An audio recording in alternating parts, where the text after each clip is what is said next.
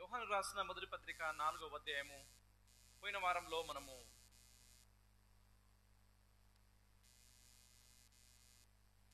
4వ అధ్యాయము పోయిన వారంలో 7-8 వచనాలు మనం ధ్యానం చేశాము. ఎంతమందికి మీరు గుర్తుకుందో తెలియదు, కానీ క్రైస్తవ గుర్తింపు ఏందనంటే దేవుడు మనకిచ్చిన ప్రేమ. ఆ ప్రేమలో 3 లక్షణాలు చూసాము. ప్రేమ కలిగి ఉండడానికి విజ్ఞప్తి, ప్రేమ కలిగి ఉండడానికి ఆధారము, ప్రేమ లేకపోతే జీవితము అయోమయం అనే సంగతిని 7-8 వచనాల్లో చూసాము. ఈ దినాన కొన్ని వాక్యాలను ధ్యానం చేసుకుందాము. ముఖ్యంగా ఈ దినాన మనము ధ్యానం చేసుకునే విషయం ఏమిటి అనంటే, ఈ 9వ వచనం నుంచి కొన్ని వచనాల్లో ఈ ప్రేమకు మూలమేంది, ఈ ప్రేమ అనేది ఎక్కడి నుంచి. పోయిన వారంలో కొన్ని విషయాలు గుర్తు చేశాను, కానీ మళ్ళీ ఈ వారం కూడా నేను కొంచెం గుర్తు చేశాను, కానీ ఒక వివరణతో ఈ దినాన మనము వినడానికి ప్రయత్నం చేద్దాం. ఈ ప్రేమకు ఆధారం ఏంది, ఈ ప్రేమను ఏ విధంగా మనం గుర్తించగలము, ఈ ప్రేమ వల్ల నిజంగా మనకెలాంటి ప్రభావం కలిగింది. కేవలము దేవుడు లోకముని ఎంతో ప్రేమించినని, ఆయన ప్రేమయే ఉన్నాడని, ప్రేమకు ఒక రుజువు అని రకరకాల పదాలతో దేవుని యొక్క వాక్యంలో చూస్తాము. ఆ ప్రేమను ఏ విధంగా వ్యక్తపరిచాడు, ఏ విధంగా మన భాషలో చెప్పాలంటే ఆయన ప్రేమ చూపించాడు, కానీ ఆ ప్రేమను మనం ఏ విధంగా అర్థం చేసుకుంటున్నాము, మన దగ్గరికి ఏ విధంగా అది వచ్చింది, ఏ విషయాన్ని బట్టి మనము ఇది దేవుని ప్రేమ అని గుర్తించగలుగుతున్నాము. ఆ సంగతిని ఇది 4వ అధ్యాయము 9, 10, 11 వచనాల్లో చెప్పబడిన సత్యాలను మనం తెలుసుకుందాము. మనకు పూర్తిగా అర్థం కావడానికి నేను 7 నుంచి ప్రారంభిస్తాను. బైబిల్లో వాళ్ళు తీసి నాతో పాటు చూడండి. యోహాను రాసిన మొదటి పత్రిక 4వ అధ్యాయము 7వ వచనం నుంచి, ప్రియులారా, మనము ఒకరినొకడు ప్రేమింతము, ఏలయనగా ప్రేమ దేవుని మూలముగా కలుగుచున్నది. ఇది గుర్తుంచుకునండి మాట. ప్రేమించు ప్రతి వాడును దేవుని మూలముగా ఎరుగును. ప్రేమస్వరూపి, ప్రేమ లేనివాడు దేవుని ఎరుగడు. మనము ఆయన ద్వారా జీవించినట్లు దేవుడు తన అద్వితీయ కుమారుని లోకములోనికి పంపెను. దీని వలన దేవుడు మన యందుంచిన ప్రేమ ప్రత్యక్షపరచబడెను, తెలియజేయబడింది. 10వ వచనంలో, మనము దేవుణ్ణి ప్రేమించితమని కాదు, తానే మనలను ప్రేమించి మన పాపములకు ప్రాయశ్చిత్తమై ఉండుటకు తన కుమారుణ్ణి పంపెను. ఇందులో ప్రేమయున్నది. ప్రియులారా, దేవుడు మనలను ఇలాగూ ప్రేమింపగా మనమొకరినొకడు ప్రేమింప బద్దులమై ఉన్నాము, ప్రేమించుకొనవలసిన వారమై ఉన్నాము. ప్రార్థన చేసుకుందాం. ప్రియ తండ్రి, మీ ప్రేమ గురించి మాట్లాడుకునే అర్హత, యోగ్యత మాలో లేదు. మీ ప్రేమ గురించి కనీసం ఒక మాట కూడా వల్లించడానికి మేము యోగ్యులం కాదు. కానీ ప్రభువా, మీ ప్రేమను అర్థం చేసుకునే రీతిలో మానవాళికి మీరు చూపించారు. అది అన్నిటికంటే ముఖ్యంగా యేసు క్రీస్తులో మీరు మాకు చూపించారు. మీ ప్రేమను మేము అర్థం చేసుకునే శక్తి, సామర్థ్యం కూడా పరిశుద్ధాత్ముని యొక్క శక్తి చేత, పరిశుద్ధాత్ముని చేత మీరు మాకు అనుగ్రహించారు. ఇది మేమందరము మీ వైపు చూస్తున్నాము. ప్రభా, మీ ప్రేమను అర్థం చేసుకునే ఆలోచన, జ్ఞానము, అలాంటి యొక్క సామర్థ్యము మాకు అనుగ్రహించండి. ఇది మేము వినబోయే మాటలన్నీ కూడా ప్రభా మా జీవితాలకు ఆశీర్వాదకరంగా ఉండటకు సహాయం చేయమని యేసు నామములో ప్రార్థిస్తున్నాము తండ్రి. యోహాను రాసిన మొదటి పత్రిక 4వ అధ్యాయంలో నుంచి మనం చూస్తున్నాము. ఈ దినాన ముఖ్యంగా 8, 9, 10, 11 వచనాల్లో మనకు తెలియజేసే కొన్ని విషయాలు, ప్రాముఖ్యంగా దేవుని ప్రేమ గురించి. మనము ఈ అధ్యాయాల్లో మొదటి యోహాను రాసిన పత్రికలో దేవుని ప్రేమ గురించి మాట్లాడుతూ, మనము కూడా ఆ ప్రేమను కలిగి ఉండాలని, ప్రేమను కలిగి ఉండకపోతే మనిషి యొక్క జీవితము దేన్ని సూచిస్తుంది, ప్రేమను కలిగి ఉంటే మనిషి యొక్క జీవితము దేన్ని సూచిస్తుంది, ప్రేమ కలగలేనివాడు దేవుని ఎరగడు, ప్రేమ కలిగిన వాడు దేవుని సంబంధి. అపవాది సంబంధులు దేవుని సంబంధులు అనే తారతమ్యాన్ని కూడా చూపిస్తూ 3వ అధ్యాయంలో ఒకవేళ ప్రేమను చూపించకపోతే, దీన్ని మీరు ఆలోచించండి, ఇది ఎక్కడనంటే ముఖ్యంగా ఈ పత్రిక రాయబడింది సంఘములో ఉన్న వరకు. సహోదర ప్రేమ, సహోదర ప్రేమ అని నేను చెప్పిన ప్రతిసారి కూడా ఏదో కుటుంబంలో అన్నదమ్ముల మధ్యలో ఉండాల్సిన ప్రేమ గురించి అని కాదు. ఇక్కడ క్రీస్తునందు రక్షింపబడిన వ్యక్తులు ప్రతి ఒక్కరు కూడా క్రీస్తులో సహోదరి సహోదరులు. సంఘములో ఉన్నవారు ఒకే బాప్తిసం తీసుకున్నారు, ఒకే ఆత్మను నమ్మాము, ఒకే దేవుని యందు విశ్వాసం ఉంచాము, ఒకే క్రీస్తు రక్తము ద్వారా విడిపింపబడినాము. కాబట్టి మనందరం కూడా దేవుని పిల్లలము, సహోదరి సహోదరులము. ఇలాంటి వారి మధ్యలో ఉండవలసిన ఈ ప్రేమ ఎలా ఉండాలి, ఎలా అర్థం చేసుకోవాలి అనే సంగతిని తెలియజేస్తూ ఉంటున్నాడు. ముఖ్యంగా వీటన్నిటికీ ఆధారం ఏంది, ఎక్కడి నుంచి ఈ ప్రేమ అనేది పుట్టింది, దీన్ని ఏ విధంగా మన జీవితంలో అనుదిన జీవితంలో అర్థం చేసుకోవాలి అనే సంగతిని మనం చూస్తే ఈ 8 నుంచి 11 వచనాలు, ప్రాముఖ్యంగా 9, 10 వచనాలు దీనికి ఒక ఫౌండేషన్ లాగా ఉంటుంది, ఒక పునాది. ఈ ప్రేమకు పునాది ఎవరు, ఎక్కడి నుంచి వచ్చింది గుర్తుంచుకోనండి. మనం ఇంతవరకు పాడిన పాటలో మంచి నాలో పుట్టదని తెలిసి కూడా నీవు నన్ను ప్రేమించావు. ఇంకో వచనంలో ఉంది మంచి నాలో ఎంచి ప్రేమించావు.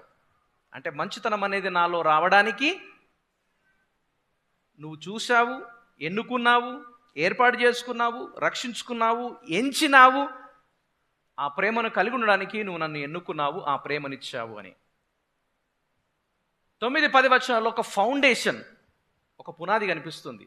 దీనికి అంతటికి కారణము ఈయన ద్వారా మాత్రమే మనం అర్థం చేసుకున్నాము అని. 11వ వచనంలో అది అర్థం చేసుకున్న మనము ఏ విధంగా స్పందించాలి, ఏ విధంగా మనము దాన్ని ఇతరుల ఎడల వ్యక్తపరచాలి అనే సంగతిని మనం చూస్తాము. దయచేసి ఈ యొక్క సమయంలో మనం ఆలోచిస్తే ప్రేమ లేకపోతే క్రైస్తవ్యం అనేది లేదు. ప్రేమ లేకపోతే క్రైస్తవ విధానము, లేకపోతే మతము, మన భాషలో చెప్పాలంటే ఈ ప్రాక్టీసెస్ ఇవన్నీ కూడా లేవు. క్రీస్తు ప్రేమ గుర్తుంచుకోనండి, లేకపోతే క్రైస్తవ్యములో క్రీస్తు ప్రేమ అనేది చాలా ముఖ్యము అనే సంగతి మనం చూస్తాము. అయితే దీంట్లో నుంచి మనం ఆలోచిస్తే ఈ 9వ వచనం నుంచి 10వ వచనం ఇంతవరకు చెప్పినట్టుగా పునాది లాంటిది. 11వ వచనంలో మనం చేయాల్సిన బాధ్యత. దీన్ని మనము కానీ విభజిస్తే ఈ 3 వచనాలను 4 భాగాలుగా, ఆయన వలన జీవించేటట్లు క్రీస్తు లోకములోనికి పంపబడ్డాడు. దీని వలన మనకందరికీ ఈ విషయం ప్రత్యక్షపరచబడ్డది. అంటే గమనించండి, ప్రత్యక్షత అంటే అన్వెయిలింగ్ అంటారు, ఓపెన్ చేయడము. ఫర్ ఎగ్జాంపుల్, డోర్లన్నీ క్లోజ్ చేసి ఇక్కడ కొన్ని సంఘటనలు ఉన్నాయి, కొన్ని వస్తువులు ఉన్నాయి, కొన్ని విషయాలు ఉన్నాయి అని నేను ఎక్స్ప్లెయిన్ చేశాను అనుకో, మీకు కొంతవరకే అర్థమవుతుంది. అదే డోర్ ఓపెన్ చేసి ఇగో చూడండి అన్న అనుకో, కంప్లీట్గా మీకు అర్థమవుతుంది. అంటే ప్రత్యక్షపరచబడింది. పాత నిబంధనలో ప్రవక్తల ద్వారా, సేవకుల ద్వారా యేసుక్రీస్తు గురించి చెప్పబడ్డది. కొత్త నిబంధనలో ఆయన ప్రత్యక్షతతో, ఆయన ఈ లోకానికి రావడంతో సంపూర్తిగా మానవాళికి అర్థమైంది. 10వ వచనంలో తానే మనల్ని మొదటి ప్రేమించాడు. ఎందుకు తెలుసా? మనము తిరిగి మళ్ళీ ప్రేమించడానికి. తిరిగి ప్రేమించే సామర్థ్యం మనలో లేదు, థ్యాంక్స్ చెప్పే సామర్థ్యం మనలో లేదు, ఓకే, దేవుని గణపరిచే సామర్థ్యం మనలో లేదు. కానీ ఆయన ప్రేమించాడు కాబట్టి అది పొందుకున్న మనము తిరిగి ఆయనను, ఆయన స్వరూపములో ఉన్న ఇతరులను, దేవుని బిడ్డలను ప్రేమించడానికి, గౌరవించడానికి అవకాశం ఇవ్వబడింది. 11వ వచనంలో మనందరం కూడా ఖచ్చితంగా ప్రేమించాలని దేవుని వాక్యం సెలవిస్తుంది. ఇది చాయిస్ కాదు, ఇది నీకు అనుకూలంగా ఉంటేనే కాదు, నీకు నచ్చితేనే కాదు, ప్రతి ఒక్కరు. ఎందుకంటే 11వ వచనం చూడండి, ప్రియులారా దేవుడు మనలను ఇలాగూ ప్రేమించాడు కాబట్టి మనము ఒకరినొకడు ప్రేమింపవలసిన వారమై ఉన్నాము. Compulsory, no choice. ఇది మనసులో పెట్టుకొని ఈ 9, 10, 11 వచనాలు మనము ధ్యానం చేద్దాము. మొట్టమొదటిగా దేవుని యొక్క ప్రేమకు రుజువు, ఎవిడెన్స్ అంటారు. ఈ ఎవిడెన్స్ మనం ఆలోచిస్తే దేవుని వాక్యంలో చూస్తే ఈ 9వ వచనంలో ఆయా వచనాల్లో ఒక మాట పదే పదే వాడబడింది. 9వ వచనం చివరి భాగం చూడండి. దీని వలన అని మనం చూస్తాం. దీని వలన దేవుడు మన యందుంచిన ప్రేమ ప్రత్యక్షపరచబడింది. దీని వలన అనే మాట 9వ వచనంలో, 13వ వచనంలో, 10వ వచనంలో మీరు చూడండి. 10వ వచనంలో, అదేవిధంగా 13, 17వ వచనంలో, 5వ అధ్యాయం 2వ వచనం చూడండి. మనము దేవుణ్ణి ప్రేమించుచు ఆయన ఆజ్ఞలను నెరవేర్చు వారమైతిమా, దేవుని పిల్లలను ప్రేమిస్తున్నామని దీని వలనే ఎరుగుదము. బై దిస్ అని అంటారు ఇంగ్లీష్లో. బై దిస్, దీని వలన. ఈ పదాన్ని మనం చూసినప్పుడు ఒక సంఘటన, ఒక సన్నివేశము, ఒక విషయము మనకు గుర్తు చేసి ఇది ఉన్నది కాబట్టి దీని వలన మనం నేర్చుకున్నాము, ఇది ఉన్నది కాబట్టి దీని వలన మనం అర్థం చేసుకుంటున్నాము,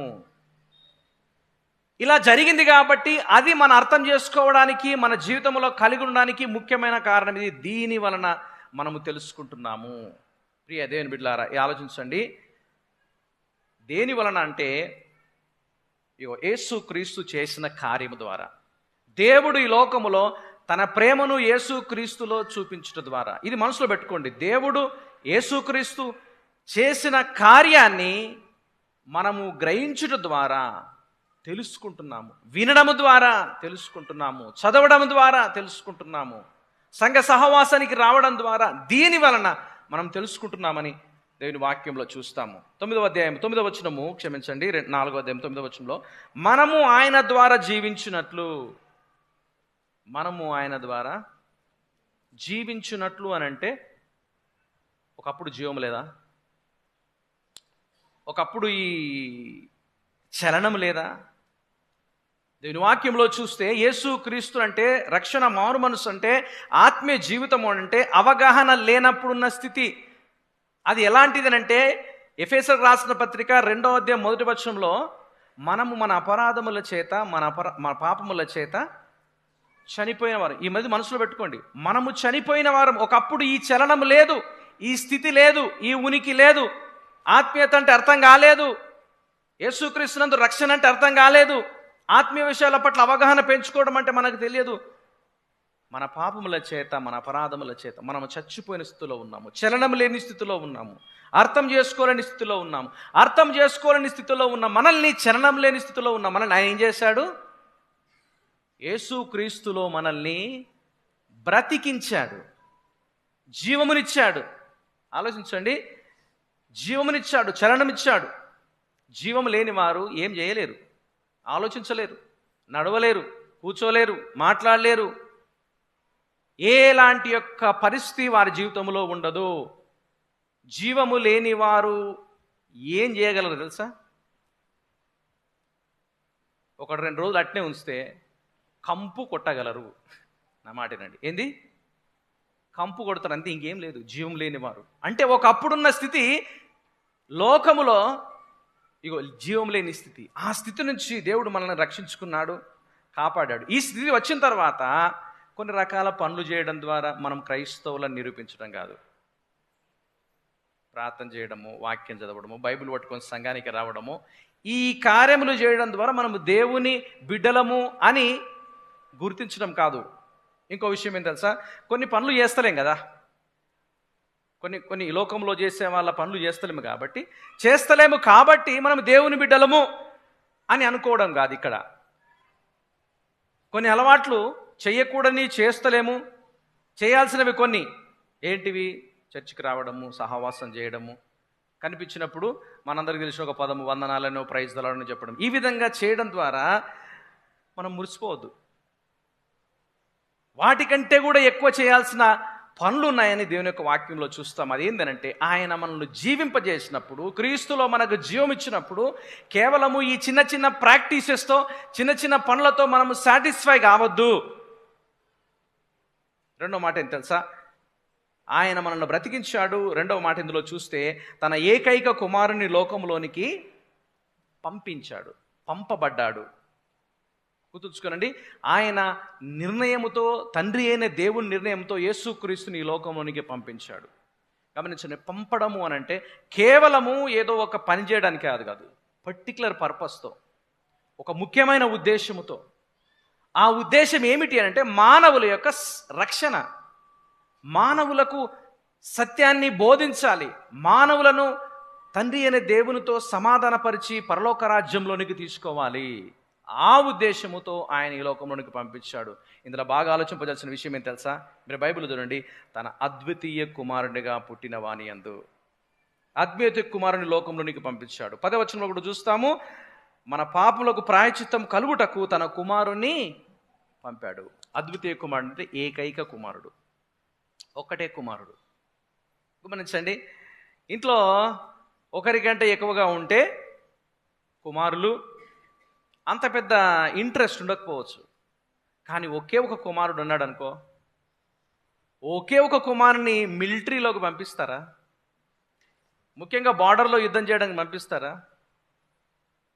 ఒక ఆయనతో నేను మాట్లాడుతున్నప్పుడు, బయట బాగా చదువుతుండు, వీని ఫారిన్ యూనివర్సిటీలో చదివిస్తే బాగుంటుందని చెప్పిన ఒక ఆయన అన్నాడు, ఏం తెలుసు, ఆడికి పోయి చదివేది ఏముంది బ్రదర్, మా కళ్ళ ముందు చదువుకుంటే అయిపోయా, మా కళ్ళ ముందు ఉంటే సరిపోతుంది. గమనించండి, ఒక మానవులుగా ఒకానొక కుమారుడు, ఒక్కడే కుమారుడు ఉంటే తన ప్రేమను ఏ విధంగా వ్యక్తపరుస్తారో, ఏ విధంగా మీ ప్రేమను చూపించడానికి ప్రయత్నం చేస్తారో, దేవుడు తన ప్రియ కుమారుణ్ణి అలాంటి ప్రేమతో ప్రేమించినా కానీ లోకంలో ఉన్న మనుషుల నిమిత్తం ఆయన ఈ లోకంలోకి మానవుని పంపించాడు.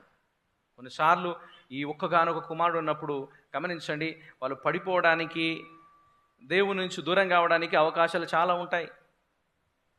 ఒక కుటుంబంలో ఒక కుమారుని నేను చూసినప్పుడు వాళ్ళు చేస్తున్న పొరపాట్లను, ఆ చిన్నోడు చేస్తున్న పొరపాట్లను, సంఘానికి రాకపోవడము, సహవాసం ఉండకపోవడము, ఇది చెప్తా ఉంటే ఆమె అనేది, ఒక్కడే కదా అన్న కొడుకు, ఒక్కడే కదా, చిన్న తప్పు చేసిండు, నేను చెప్పాను ఒక్కడే కదా, తర్వాత కొన్ని స్కూల్ మానేసిండు, ఆవారా తిరుగులు స్టార్ట్ చేసిండు, ఇట్లయితే ఎట్లా అని నేను ప్రశ్నించినప్పుడు ఒక్కడే కదా. గుర్తుంచుకోండి, ఎంతవరకు అయింది తెలుసా? చాలా దూరం పోయింది. నేను చెప్పాలనుకున్న మాట ఏంటంటే, ఒక్కగానొక్క కుమారుని మీద నువ్వెంత ప్రేమ చూపిస్తున్నావో, తప్పు చేసినా కానీ వెనకేసుకొస్తున్నావో, వాడు దొంగ అని తెలిసినా కూడా నువ్వు వెనకేసుకొస్తున్నావో, ఆ కుమారుణ్ణి నీవు ఒక త్యాగం కోసం పంపిస్తావా? ఆ మాటతో చెప్తుండో, అద్వితీయ కుమారునిగా పుట్టిన ఆయనను, అనగా ఆయనకు ఏకైక కుమారుడు, తండ్రి అయిన దేవునికి ఏకైక కుమారుడైన యేసుక్రీస్తును లోకములోనికి ఒక పని మీద పంపించిండు. ఆ పని ఏమిటి అనంటే, మానవులను రక్షించాలి, మానవులకు ప్రేమ చూపించాలి, మానవులకు పరలోక రాజ్యం కొరకు మార్గమును సిద్ధం చేయాలి. ఈ చేసే క్రమములో ఆయన ఈ లోకములో చనిపోవాలి, మరణానికి అప్పగించాలి. ఆ మరణం అనేది జస్ట్ నార్మల్గా చనిపోయే మరణం కాదు, అది చాలా వేదనతో, చాలా రోదనతో చనిపోయే మరణం. ఆ మరణానికి తన ప్రియ కుమారుని పంపించాడు. ఇది తండ్రి యొక్క ప్రేమ, ఇది దేవుని యొక్క ప్రేమ. ఆయన చనిపోతాడు, ఆయన మరణం ఉంటాడు, ఆయనకు బాధ కలుగుతుంది అని ఆయన ఎప్పుడూ ఆలోచించలేడు. కానీ బైబిల్లో ఇంకో మాట చెప్పండి తెలుసా? ఆయనను నలగొట్టడం ద్వారా తండ్రికి, ఎంతమంది తెలిసి మాట, తండ్రికి ఇష్టమాయను, తండ్రికి ఇష్టమాయను. గమనించాడు, అద్వితీయ కుమారునిగా ఆయన పంపించాడు. పంపించడం దేనికోసం అంటే 9వ వచనం చూడండి,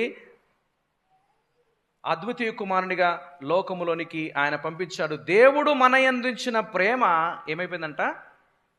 ప్రత్యక్షమైంది. ఆయన పంపించడం ద్వారా ప్రేమను ప్రత్యక్షపరిచాడు, తెలియజేశాడు, ప్రత్యక్షత చూపించాడు. ప్రత్యక్షత అంటే కళ్ళకు అద్దినట్టుగా కనిపించే విధంగా చేసే సన్నివేశము.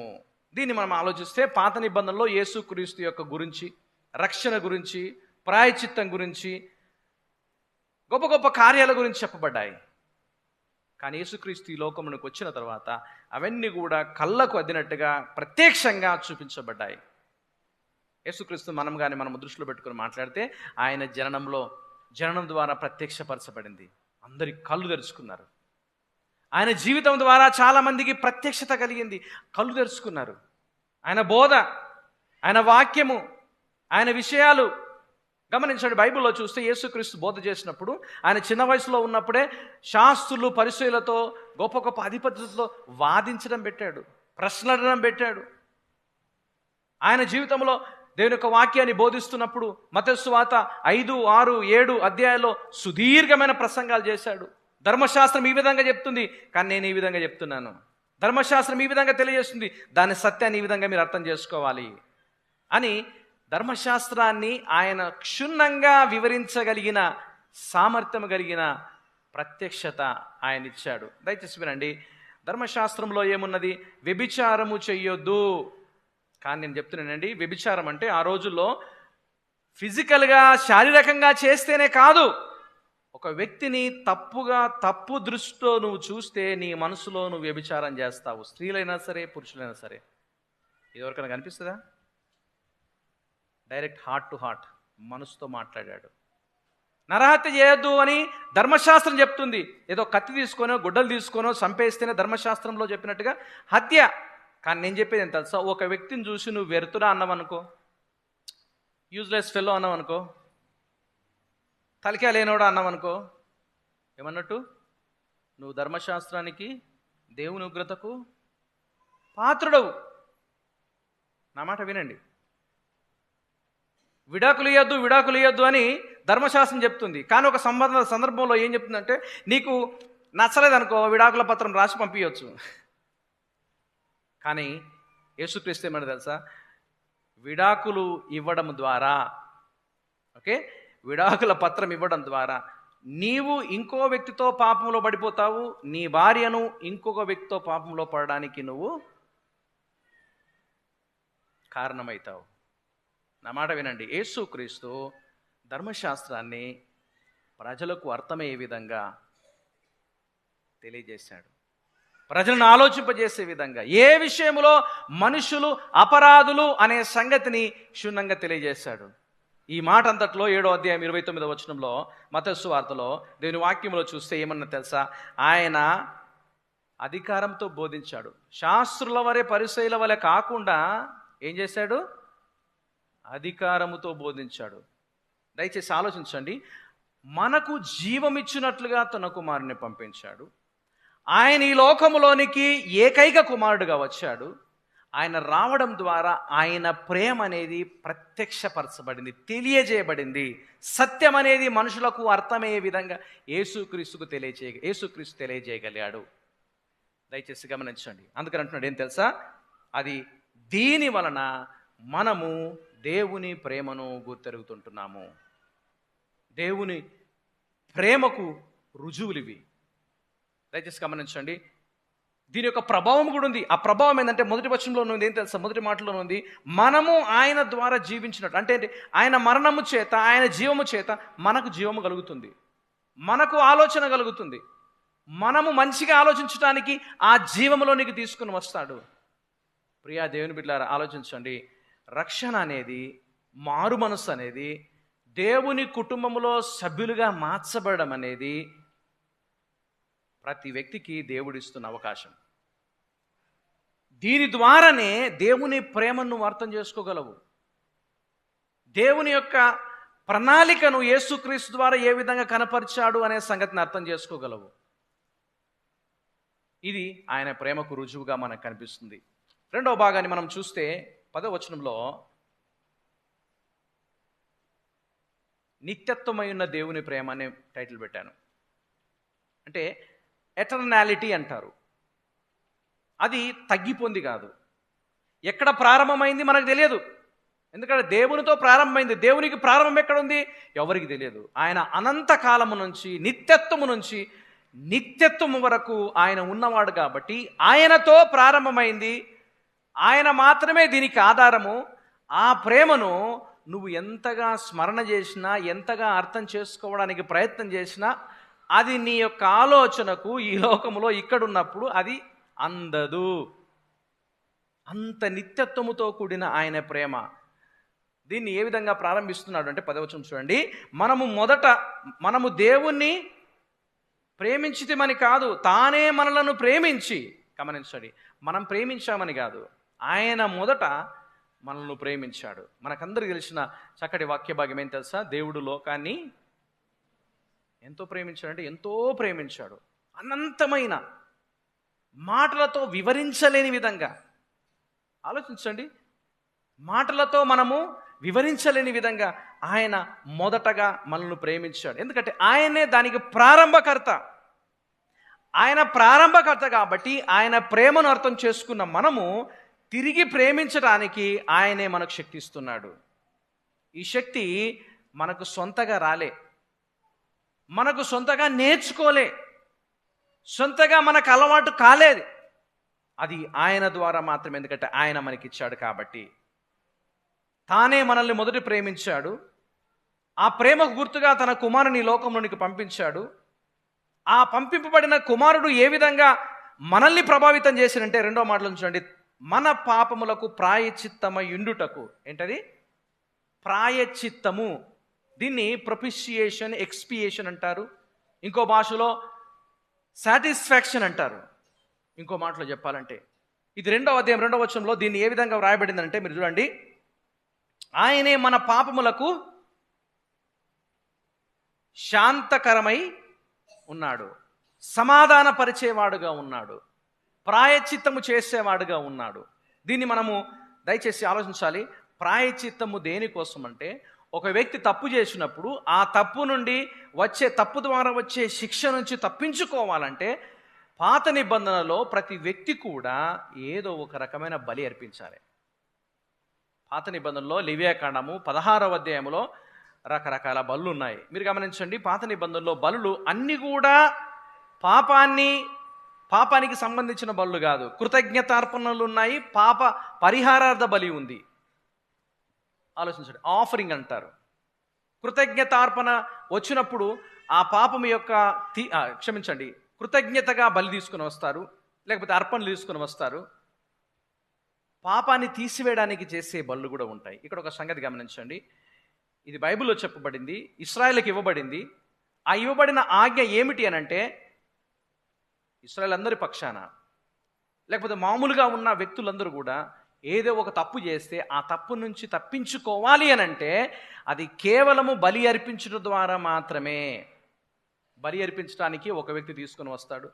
అప్పుడు యాజకుడు అంటాడు, నీ చేతులు దాని మీద పెట్టమంటాడు. ఆ యాజకుడు చెప్పినట్టుగా చెప్పాలి. చెప్పడం ద్వారా తన మీద ఉన్న దోషం అంతా కూడా ఆ జంతువు మీదకి పోతుంది. ఆ జంతువును కొన్ని సందర్భాల్లో అడవిలో వదిలిపెట్టాలి, కొన్ని సందర్భాల్లో అర్పించాలి. అనగా నీ పాపము ద్వారా నీకొచ్చే శిక్ష నుంచి నువ్వు తప్పించబడాలంటే నీ స్థానములో ఒక జంతువ ఏదో ఒకటి తప్పనిసరిగా అర్పింపబడాలి. గుర్తుంచుకోండి, ఇదే కాన్సెప్ట్ మనం లోకంలో చూస్తాము. మంచి పనులు చేయడం ద్వారా దోషం పోతుందని, బలి అర్పించడం ద్వారా దోషం పోతుందని. కొన్నిసార్లు ఈ బలి అర్పించే పని ఎంతవరకు పోతుందంటే, ప్రతి సంవత్సరం గుర్తుంచుకోండి, మన దగ్గర మనం ఎక్కువగా చూడడం కానీ, వేరే గ్రామాల్లో కానీ, మన పక్క గ్రామంలోకి వెళ్తూ చూస్తే ఏడాదికో పండుగ చేయాలి, ఏడాదికో మేకపోతును పోయాలి. ఒకవేళ ఒక సంవత్సరం లేట్ అయిందనుకో, ఇంట్లో ఏమైనా సరిగా కలగలేదు, పిల్లగాడో పిల్లనో అనారోగ్యం పాలైనరు, వెంటనే వాళ్ళకి ఆలోచన వస్తుంది, లేట్ అయింది. అప్పుడు వాళ్ళు ఏడికి పోతారు? చెప్పటోళ్ళ దగ్గరికి పోతారు. వాళ్ళు అంటారు, ఇట్లా నువ్వు 5 సంవత్సరాలు చేయాలి, ఇట్లా నువ్వు 10 సంవత్సరాలు చేయాలి. కొన్ని సందర్భాల్లో చూస్తే మీ పిల్లగాడు పెద్దోడయ్యేదాకా కూడా చేయాలంటారు. గమనించండి, నువ్వు తిన్నా తినకున్నా, నీకు ఉన్నా లేకున్నా ప్రతి సంవత్సరం పండుగ చేయాలి, ప్రతి సంవత్సరం 50,000 ఖర్చు పెట్టాలి. అవుతాయినా? అంటే ఏంది? వాళ్ళకున్న ఆలోచన ఏంటంటే, ఈ బలి అర్పించడం ద్వారా, ఈ మేకపోతును కోయడం ద్వారా, ఈ రక్తము చిందించడం ద్వారా నా కుటుంబం మీద ఉన్న దోషమంతా పోతుంది. గుర్తుంచుకోనండి, ఒక్కసారి పోతుంది, నెక్స్ట్ టైం ఏమైపోతుంది? మళ్ళీ అదే వస్తుంది. పాత నిబంధనలు కూడా సేమ్ అంతే.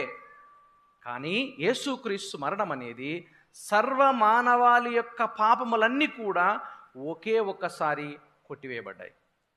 ఏ విధంగా కొట్టివేయబడ్డాయి? బలి అర్పించడానికి తీసుకొని వచ్చిన జంతువు కానీ పశువు కానీ ఏ విధంగా ఉండాలంటే నిష్కలంకంగా ఉండాలి, మంచిగా ఉండాలి. ఏదో కుంటిదో గుడ్డిదో కడుపుబ్బిందో ఇక రేపటేలుండో ఏదో కాలం చేసేదో అవి తీసుకురారు.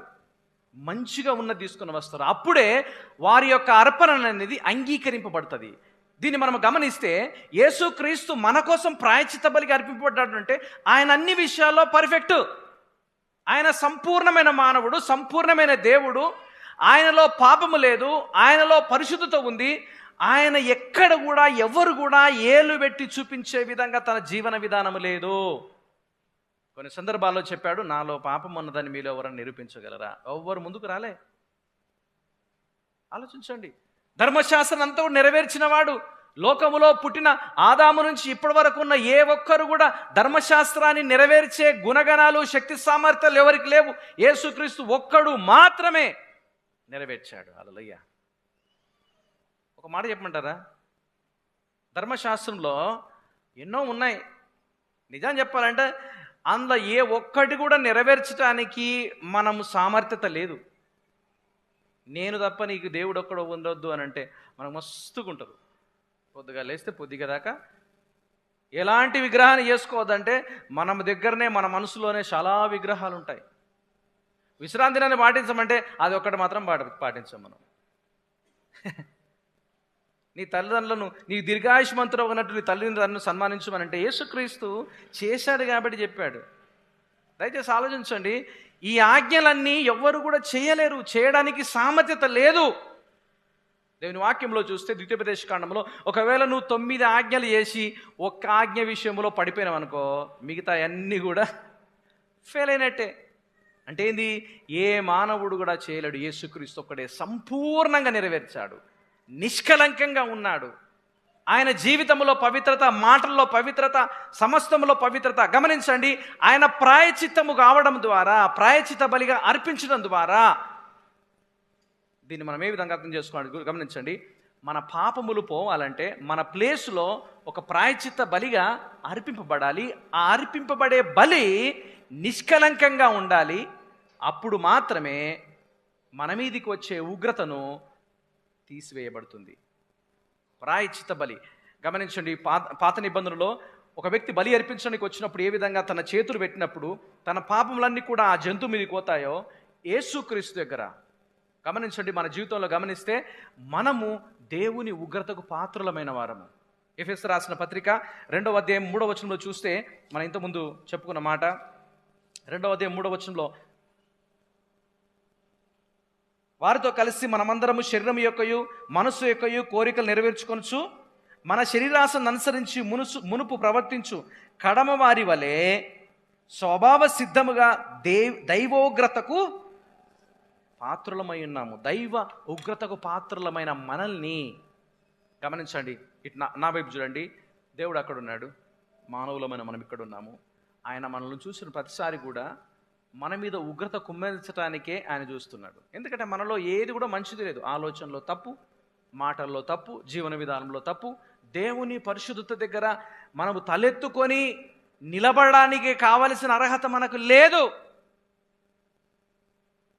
అందువల్ల మన మీదకి వచ్చే ఉగ్రతను ఆయన తన ప్రియకుమారుని యేసుక్రీస్తు మీదకి మళ్లించాడు.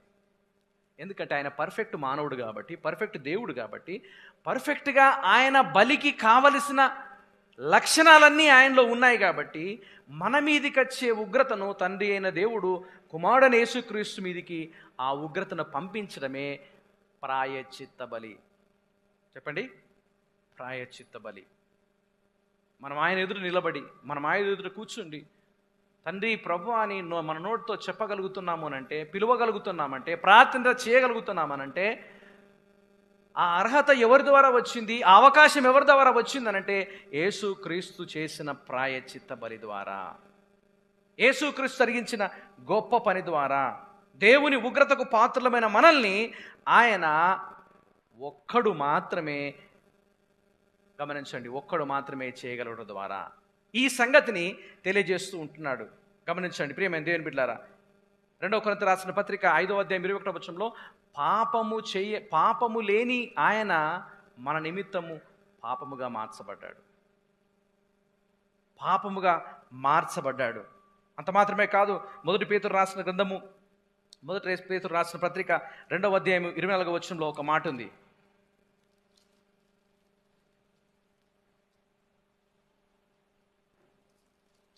రెండవ అధ్యాయము 24వ వచనము. మనము పాపము విషయమై చనిపోయి నీతి విషయమై జీవించినట్లు ఆయన తానే తన శరీరమందు మన పాపములను మ్రాను మీద మోసుకొనను. ఆయన పొందిన దెబ్బల చేత మీరు స్వస్థత నొందిదిరి.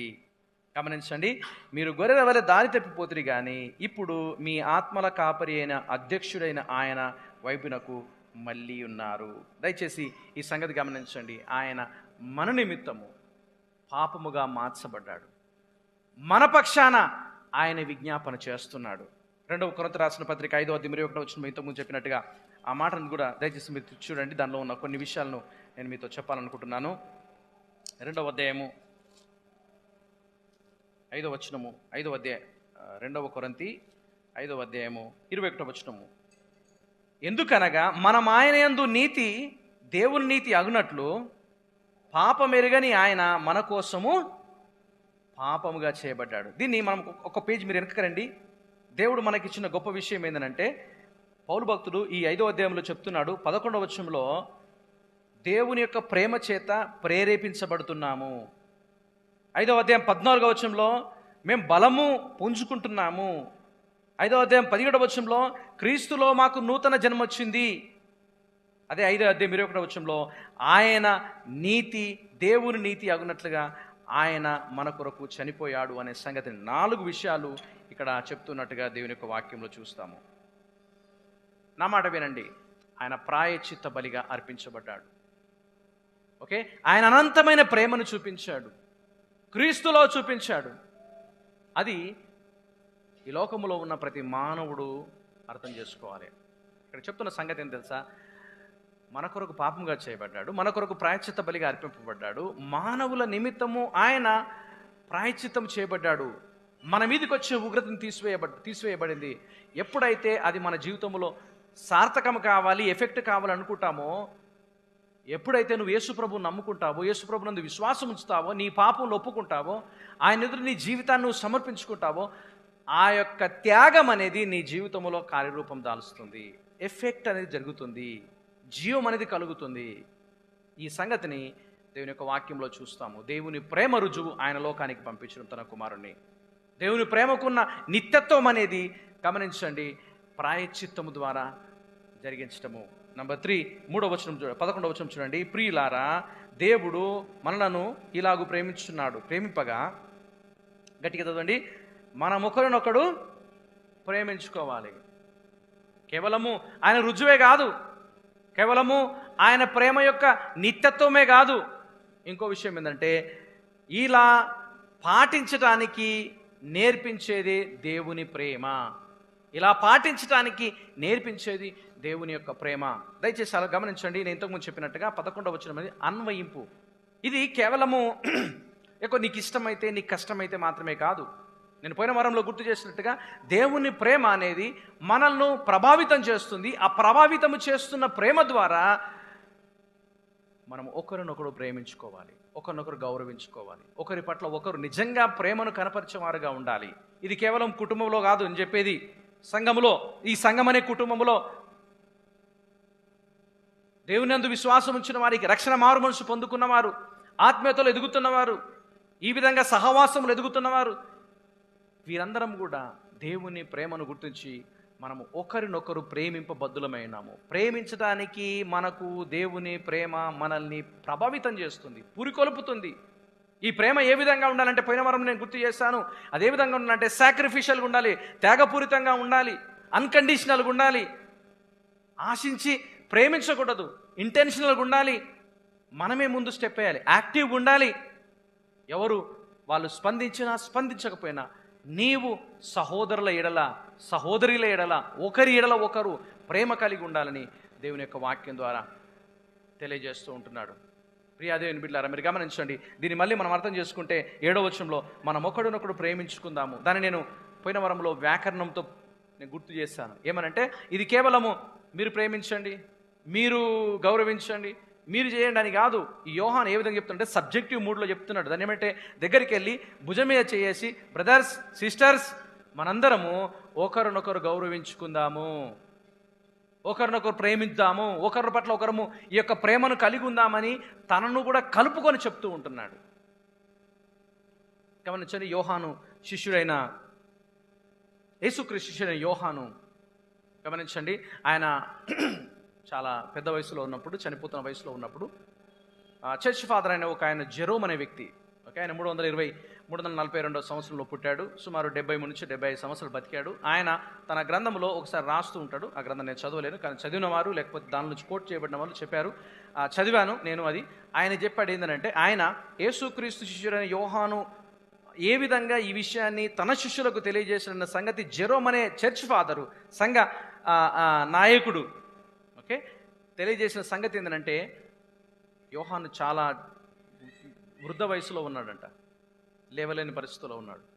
ఆయన వాక్యం చెప్పడానికి సంఘంలో ఆయన శిష్యులు ఎత్తుకొని పోయేటోళ్ళంట. కూర్చుండి పెడితే కూర్చుండి వాక్యం చెప్పేవాడు. ఆ తర్వాత మళ్ళీ వాక్యం అయిపోగానే మళ్ళీ తీసుకుపోయి ఆయన పడుకునే దగ్గర, కూర్చునే దగ్గర పెట్టేవారంట. ఇలా తీసుకుపోతున్నప్పుడు వస్తున్నప్పుడు పదే పదే ఆయన చెప్పే మాట ఏం తెలుసా? సహోదరులారా, మనం ఒకరినొకరు ప్రేమించుకుందాం, ఒకరినొకరు గౌరవించుకుందాం. ప్రతిసారి చెప్తా ఉంటే ఆయన శిష్యులకు ఒకసారి విసుకొచ్చిందంట. ఏంది ఇదే పదాన్ని ఊకే చెప్తాడు, ప్రతిసారి ఇదే పదాన్ని ప్రస్తావన చేస్తాడు అని ఒకసారి ఆయన అడిగారంట. సార్, అంత బాగానే ఉంది కానీ ఒకటే పదాన్ని ప్రతిసారి చెప్తావు ఏంది? ఇప్పటికీ 100 సార్లు విన్నా, 1000 సార్లు విన్నా, మేము మళ్ళా అదే పదే చెప్తున్నాం అంటే వాళ్ళ కళ్ళలోకి చూసి ఒక మాట ఉందంట, సహోదరులారా, ఇది యేసుక్రీస్తు ఇచ్చిన ఆజ్ఞ. హల్లెలూయా. యేసుక్రీస్తు ఇచ్చిన ఆజ్ఞ, ఇది దేవుని ఆజ్ఞ. ఈ ఆజ్ఞను మనం చులకనగా చూడమేంది? ఈ ఆజ్ఞ ఏమిటి అని అంటే, మీరు ఒకరినొకరు గౌరవించుకునండి, ఒకరినొకరు ప్రేమించుకునండి, ఒకరి పట్ల ఒకరు నిజంగా గౌరవ మర్యాదలు కనపరచండి. అసూయ, ఈర్ష్య, ద్వేషము, లోక సంబంధమైన మాలిన్యం అంతా మీలో ఉంటే మీరు ప్రేమను కనపరుచుకోలేరు. కాబట్టి మీరు ఒకరినొకరు ప్రేమించుకోనండి అని యోహాను, యేసుక్రీస్తు శిష్యుడైన యోహాను స్వయాన తన శిష్యులకు చెప్పాడు. ప్రియ దేవుని బిడ్డలారా, అదే సంగతిని గుర్తు చేస్తున్నాడు. ఒకరినొకరు మనం ప్రేమింప బద్దులమై ఉన్నాము. ప్రేమించడానికి దేవుడు మనకు ఆజ్ఞ ఇస్తున్నాడు. అందుకని ప్రభు చెప్పాడు యోహాను సువార్త 13వ అధ్యాయం 34వ వచనంలో, మీరు ఒకరినొకరు ప్రేమించుకోవడం ద్వారా మీరు నా శిష్యులు అనబడుదురు. ఒకరినొకరు గౌరవించుకున్నప్పుడే, ఒకరి పట్ల ఒకరు నిజంగా రెస్పెక్ట్ చూపించినప్పుడే మీరు నా శిష్యులని లోకంలో తెలుస్తుంది, లోకంలో ఉన్నవారు గ్రహిస్తారు. ఒకరినొకరు ద్వేషించుకుంటే, ఒకరినొకరు మత్సరపడితే, అసూయపడితే, ఒకరి పట్ల ఒకరు నిజంగా సరైన మర్యాదలు కానీ గౌరవం లేకపోతే ఆ దేవుని పిల్లలనే గుర్తింపు ఉండదు. దేవుని పిల్లలనే గుర్తింపు ఈ లోకంలో గుర్తింపు ఉండదు. అందుకని చెప్తున్నాడు, ఒకరినొకరు ప్రేమించుకోవాలి. ఒకరినొకరు ప్రేమించుకోవాలంటే దేవుని ప్రేమను మీరు అర్థం చేసుకోవాలి. దేవుని ప్రేమను యేసుక్రీస్తులో ఏ విధంగా చూపాడు అనే సంగతి మీ మనసులో పెట్టుకోవాలి. ఏ విధంగా చూపించాడు అని అంటే, ఆయన లోకములోనికి తన ఒక్కగానొక కుమారుని పంపించాడు. పంపించడం ద్వారా ఆయన ప్రేమను ప్రత్యక్షపరిచాడు. ఆ పంపించడం ద్వారా వచ్చిన ఎఫెక్ట్ ఏంది అని అంటే, మనలో జీవం ఇవ్వడానికి ఆయన లోకంలోనికి తన కుమారుని పంపించాడు. అది రుజువు. 2వ పాయింట్లో చెప్పాను, నిత్యత్వముతో కూడిన ప్రేమ, అనంతమైన ప్రేమ. దయచేసి గమనించండి, ఇది ఎవరికైతే అర్థమవుతుందో మీరు గ్రహించగలరు నేను చెప్తున్న ఈ మాటలను. ఆలోచించండి, ఒక వ్యక్తి కష్టాల్లో సహాయం చేసినప్పుడు థ్యాంక్ యూ అని ప్రేమను అర్థం చేసుకుంటాం. ఒక వ్యక్తి ఇబ్బందుల్లో ఉన్నప్పుడు మాట సహాయం చేస్తే ఆ ప్రేమను అర్థం చేసుకుంటాము. కానీ ఎవరైనా నీ కోసం, నా కోసము ప్రాణం ఇచ్చేటోళ్ళు ఉన్నారా? త్యాగం చేసేటోళ్ళు ఉన్నారా? గమనించండి, ఎంత ప్రేమ ఉన్నా కానీ మన ప్రేమ కొంచెం లిమిట్ ఉంటుంది. ఉంటుందా? చిన్నపిల్లలు ఉన్నారు, మీకు తెలుసు. పెరిగిన పిల్లలు ఉన్నారు, మీకు తెలుసు. మీ సహనానికి, మీ ఓపికకు ఒక రకమైన ఒక హద్దు ఉంటుంది. 2 సార్లు, 3 సార్లు, 4 సార్లు, 5 సార్లు తర్వాత గట్టిగా అరుస్తాము, లేకపోతే మన సహనాన్ని కోల్పోతాము. ఆ పిల్లల ప్లేస్లో నువ్వుండి నీ ప్లేస్లో దేవుడు ఉన్నాడు అనుకో, ఇట్లుంటుంది చెప్పండి. నీకున్నంత రేషము దేవునికి ఉంటే నువ్వు బతికటోడుగా. నీకున్నంత ఇరిటేషన్ ఒకవేళ దేవునిలో ఉంటే ఇప్పుడు మాయమైపోయేటోడు. మనము చేస్తున్న ప్రతి పొరపాటును దేవుడు సహిస్తున్నాడు, సరి చేసుకోవడానికి అవకాశం ఇస్తున్నాడు. ఇంకా దేవుని స్వారూప్యంలోనికి, యేసుక్రీస్తు స్వారూప్యంలోనికి మార్చబడడానికి మనకెన్నో విధాలుగా ఇలాంటి మాటల చేత, సహవాసం చేత గుర్తు చేస్తున్నాడు. ఆ ప్రేమ నిత్యత్వమైన ప్రేమ. ఈ ప్రేమను తన ప్రియకుమారుని యేసుక్రీస్తుని ఈ లోకంలోనికి బలి యాగముగా కావడానికి, ప్రాయశ్చిత్త బలిగా కావడానికి లోకంలోనికి పంపించాడు. చాలా చక్కగా ఇందులో ప్రేమ ఉంది. హల్లెలూయా. అది నిజమైన ప్రేమ. అది నిజమైన ప్రేమ. ఆ ప్రేమను అర్థం చేసుకున్న వాళ్ళు 11వ వచనంలో ఒకరిని ఒకరు ప్రేమించ బదులైన. చాలా సింపుల్. నిజంగా ఆ ప్రేమను అర్థం చేసుకుంటున్నామా? ఆ ప్రేమను అర్థం చేసుకోవాలంటే 4 పాటలు పాడితే రాదు, ఒక గంట సేపు వాక్యం వింటే రాదు, ఏదో దేవుని కొరకు సంఘం కోసమో ఏదో మంచి పని చేస్తే రాదు. ఇది కేవలము మనస్సు మారి, రక్షణ మారు మనస్సు పొందుకొని నూతన సృష్టిగా మార్చబడినప్పుడే ఈ ప్రేమ అర్థమవుతుంది. ఈ ప్రేమ అర్థమవుతుంది. అందుకని అంటున్నాడు, ఆయన ప్రేమను అర్థం చేసుకోవాలంటే యేసుక్రీస్తు ద్వారా నూతన జన్మ పొందిన వ్యక్తిగా ఉండాలి. అప్పుడే మనం ఇతరులను ప్రేమించ బదులమై ఉంటున్నాము. ఇతరులను ప్రేమించడానికి అవకాశం కలిగి ఉంటుంది. ఒక మాటతో నేను ఇక్కడ ముగిస్తాను, దయచేసి మీరు ఆలోచించండి. అలాంటి యొక్క ప్రేమ దేవుని ప్రేమ. అలాంటి యొక్క ప్రేమను అర్థం చేసుకున్నవాడు దేవుని పిల్లలు. ఆ ప్రేమను కనపరిచేవారు దేవుని సంబంధులు. ఆయన యందు విశ్వాసం ఉంచే ప్రతి వారికి ఆయన పిల్లలు అనే పేరు పెట్టాడు, ఇచ్చాడు, అవకాశం ఇచ్చాడు. మరి ఆయన పిల్లలుగా మార్చబడిన మనము దేవుని ప్రేమను అర్థం చేసుకోవాలి. దేవుని ప్రేమ అర్థం చేసుకున్న మనము యేసుక్రీస్తు నందు విశ్వాసం ఉంచి మనము ప్రేమను కనపరిచేవారుగా ఉండాలని దేవుని యొక్క వాక్యంలో చూస్తున్నాం. ఒకవేళ దీంట్లో ఏమైనా లోపిస్తే, నా మాట వినండి, దీంట్లో ఏమైనా తక్కువ అనిపిస్తే, దీంట్లో ఏమైనా నిజంగా నీకు అర్థం కాకపోతే ఈ ప్రేమను నువ్వు కనపరచలేవు. దేవుని ప్రేమను అర్థం చేసుకోవడంలో నీకు తక్కువైనా, దేవుని ప్రేమను గుర్తించడంలో నీకు గుర్తించకపోయినా ఈ యొక్క ప్రేమను నువ్వు అర్థం చేసుకోలేవు. అందుకనే ప్రియ దేవుని బిడ్డలారా, మరొకసారి గుర్తు చేస్తున్నాను, దేవుని యొక్క ప్రేమ, దేవుని యొక్క ప్రేమ. అందుకనే ఇంతకుముందు ఒక పాటలు పాడాను. ఆ పాట పాడడం గల కారణం ఏంటంటే దేవుని ప్రేమను యేసుక్రీస్తులో ఏ విధంగా కనపరిచాడంటే తెలుసా?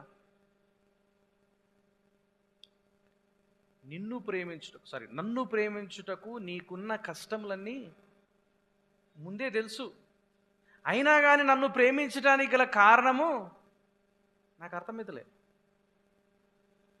గమనించండి, నా వంటి నరుడు ఒకవేళ నన్ను ప్రేమిస్తే నా వలన ఫలం కోరుకుంటాడు, కనీసం థ్యాంక్స్ అన్న కోరుకుంటాడు.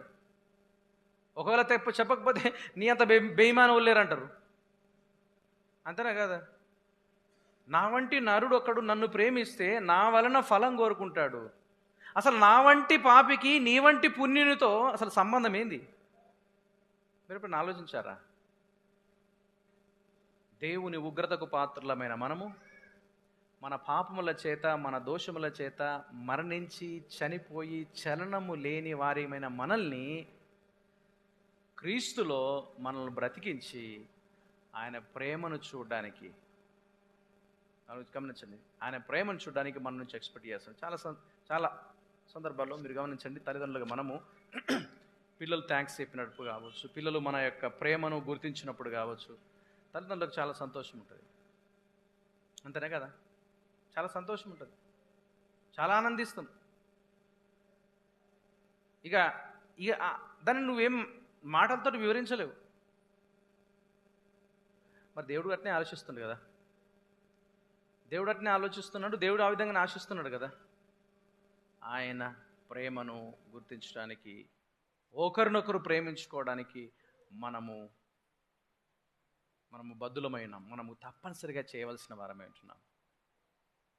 దేవుని ప్రేమను దయచేసి గుర్తించండి, దేవుని ప్రేమను అర్థం చేసుకోండి. యేసుక్రీస్తు ద్వారా వచ్చిన రక్షణను మీ జీవితాల్లో స్వీకరించండి. నూతన సృష్టిగా మార్చబడతారు. దేవుని ప్రేమను గుర్తించేవారుగా, ఇతరులను ప్రేమించేవారిగా, ఇతరులను గౌరవించేవారిగా దేవుడు ఈ లోకములో మనకు సామర్థ్యం ఇస్తాడు. తర్వాత రోజుల్లో దేవుని చిత్తమైతే వచ్చే వారంలో ఇంకొన్ని విషయాలు మనం నేర్చుకుందాం. దేవుడు తన మాటలు దీవించును గాక. తండ్రి, మీకు స్తోత్రములు. మీ అపారమైన ప్రేమను గుర్తించే అవకాశము మానవులమైన మాకు అందుబాటులో ఉంచారు.